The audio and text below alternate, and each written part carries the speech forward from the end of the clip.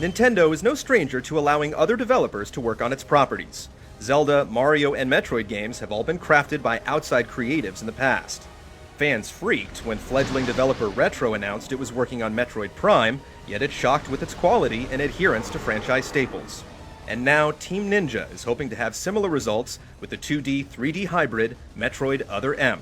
Can the minds behind Ninja Gaiden deliver? Come on, Samus. Let's go next door.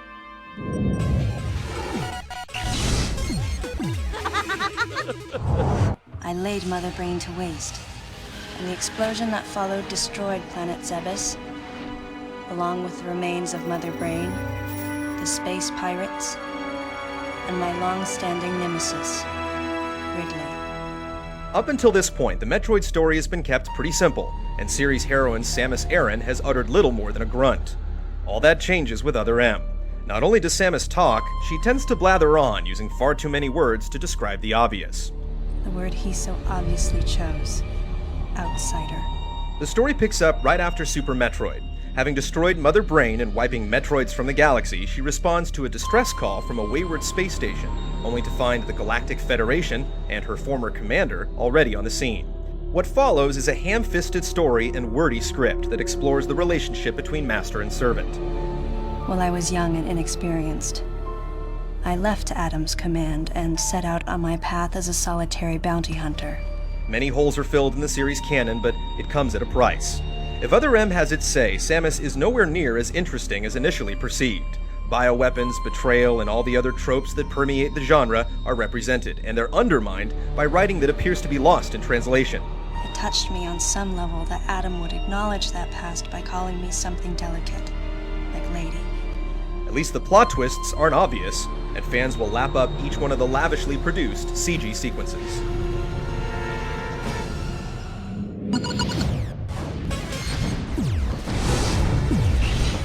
Days went by in their quiet way, and people's recollections of Metroids and space pirates grew nebulous over time.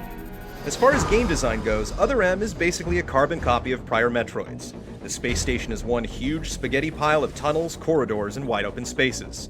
As Samus receives new weapons and abilities, new areas become accessible. There is still a great deal of backtracking to be done. In classic Metroid style, most of Samus's powers are taken away at the beginning of the game, and you have to reclaim them. You don't move unless I say so, and you don't fire until I say so.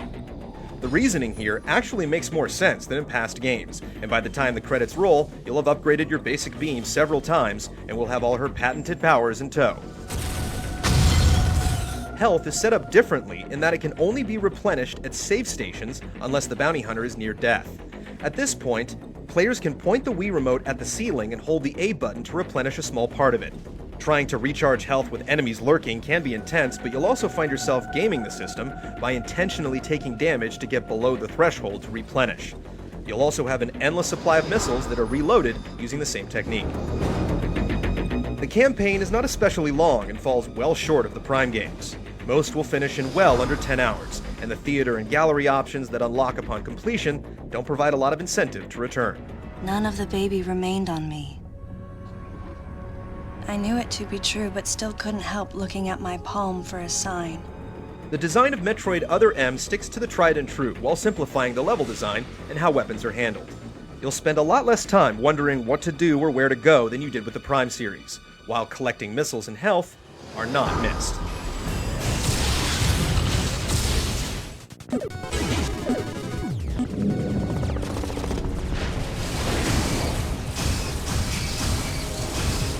Metroid Prime shocked with its first-person adventure gameplay, and Other M has a similar take on perspectives. Using just one Wii Remote, you have the option to go into first-person view at any time simply by pointing the remote at the screen. Otherwise, you play the game with the remote sideways. The transition from side-scrolling to the in-helmet view is as smooth as butter, but you can't move when looking through Samus's eyes. It makes the perspective practically unplayable in heavy combat situations, and basically relegates it to long-range room clearing and examining the environment. Scanning and logging what you see has been completely removed, but there are still plenty of hidden passageways to find missile, health, and recharge upgrades that you simply won't see unless you go into first person. There are also some sections of the game where you're forced into the view and aren't allowed to move on until you discover some investigative clue in the environment. It makes sense in theory, but it slows things down. Other M would be a better game without them. My response was to become increasingly bitter. With just one Wii Remote and limited buttons to work with, it only makes sense that things are simplified. The gameplay really hasn't suffered much for it. Things primarily go down on a 2D plane, which is a good thing because the only control you have for movement is the D-pad. It works great when going sideways or into the screen, but when you need to actually judge depth on some jumps or make fine adjustments, the lack of precision becomes a problem. Exactly where you can jump can also be confusing, thanks to a ton of invisible walls. That aside, the controls work great.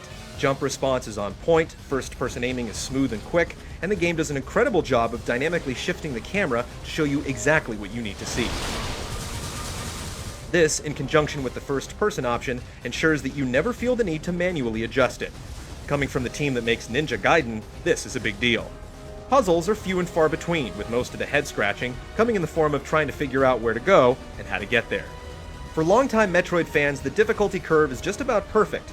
There are a few bottlenecks to overcome with some boss fights, but it's almost always less about manual dexterity and more about finding the combination of attacks that works.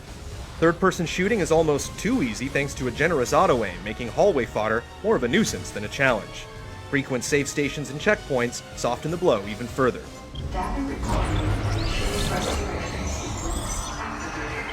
While Samus is tackling this mission along with a group of Galactic Federation soldiers, this is not a squad-based game.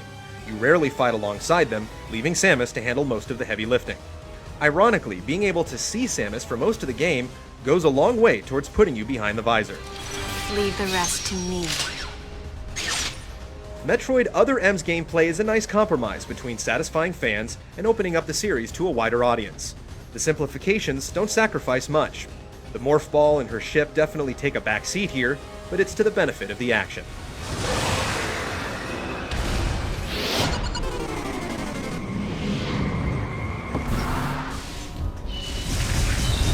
Other M is one sharp-looking game, particularly when viewed from the side angle.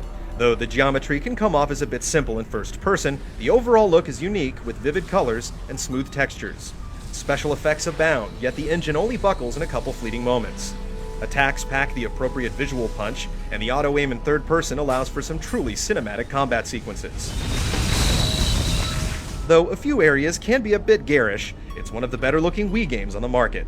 A lot of time and money has obviously gone into the elaborate CG sequences. Their visual clarity is outstanding, and yet they fill the entire screen, avoiding the nasty black bars found in a lot of games for the platform. They've also been created rather intelligently so that the transition from pre-recorded footage to in-engine visuals is never startling. No objections, of course. If only the script were as strong. If something like that happened again, I would hold fast to that glimmer of hope and try for redemption. Load times are minimal, but you'll pause at some doors as the next section is built. The music toes the line with remixes of classic Metroid tunes, while stings, stabs, and bass hits accentuate the atmosphere.